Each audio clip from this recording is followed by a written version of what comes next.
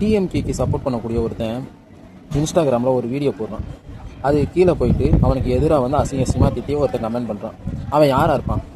பிஜேபிக்காரனாக இருப்பான், ஏடிஎம்கேக்காரனாக இருப்பான், நாம் தமிழர் கட்சிக்காரனாக இருப்பான். முன்னாடி அதே டைமில் நாம் தமிழர் கட்சிக்கு சப்போர்ட் பண்ணக்கூடிய ஒருத்தன் வீடியோ போடுறான்.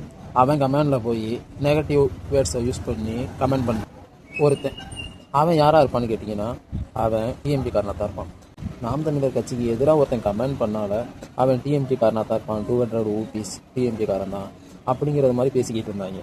இப்போது கரண்ட் சுச்சுவேஷன் என்னென்னா, நாம் தமிழர் கட்சிக்கு எதிராக ஒருத்தன் போய் கமெண்ட் பண்ணுறான்னா அவன் தற்கூரி இல்லை அணில் இல்லை போடா விஜயே அப்படின்னு தான் அவங்க வந்து பேசுகிறாங்க.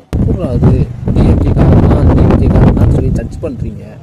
இப்போ தெரிஞ்சிரும்ல, இந்த மே 4ஆம் தேதி ரிசல்ட் வரவும் தெரிஞ்சிரும்ல உங்களுக்கு கீழே வந்து கமெண்ட் பண்ணவங்கலாம் யார் அப்படின்னு சொல்லிட்டு. உங்கள் கட்சிக்கு சப்போர்ட் பண்ணவங்களே இப்போ உங்கள் கட்சியில் இல்லாமல் போயிட்டாங்கன்னா என்ன பண்ணுவீங்க? ஓட்டு பெர்சன்டேஜ் கம்மியாகிடுச்சுன்னா